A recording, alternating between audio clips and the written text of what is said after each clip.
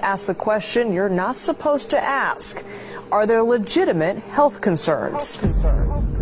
A group of scientists, doctors, environmental organizers, and concerned citizens got together and they called for the urgent stop to the deployment of 5G. They said that it's been proven harmful to human bodies, that this is an experiment on humanity, and that this should be called a crime under international law. If 4G is already doing some of this, how much more potentially dangerous will 5G be, and why? Well, here's what's really dangerous about 5G. I mean, it's being sold to us as super awesome, but the downside is that with this rollout, it will be impossible to exist in a city or to walk outside without being exposed. There's going to be a cell tower in front of every few houses, and this means that your personal choices, whether or not you personally use a cell phone or hold it 10 inches away from your head, that cannot escape you from your radiation exposure.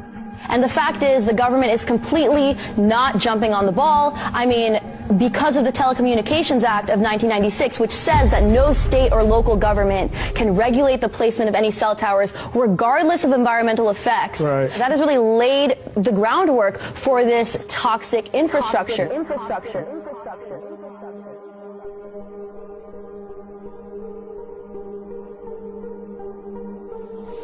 Kelly Prime's son Kyle was just 10 years old when he was diagnosed with kidney cancer in 2016. 5 months later, Kyle's friend and classmate Mason Ferrulli developed brain cancer. 14 hours to get the tumor out, and he had 5 weeks of inpatient rehabilitation. He had to learn to walk, talk, eat, everything all over again. 2 more kids at the school were diagnosed this year. At what point are you saying, we got to take a close look at the school here? The moment that I found out that Mason had been diagnosed. Whenever you hear of cases of cancer in a child, obviously that itself is alarming. When there's several cases in one school, that's even more alarming. Do you believe the oncologists who say cell towers can't cause cancer? I believe that everybody wants to believe our government. I've looked into his eyes and I've looked at the fear that he has as a 9-year-old facing something, asking me, Mom, am I going to die? It would push you to fight as well. It would push any parent to fight. I won't stop until it's done, until that thing is gone. 5G is a weapon. It's used by the military. Do you know these 5G millimeter wave technologies are used to scatter crowds?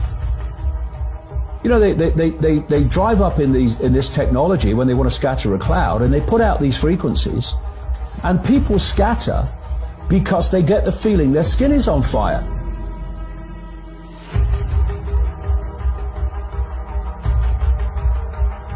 Because the human body, including the skin, is an antenna.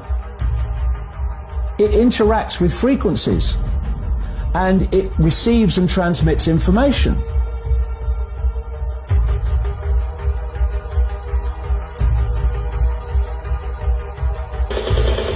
These are extremely dangerous readings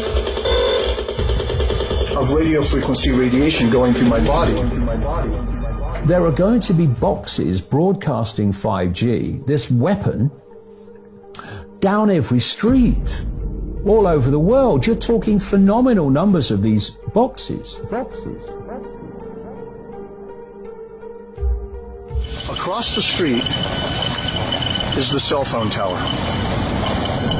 All right, so I'm in line of sight of the cell phone tower right here.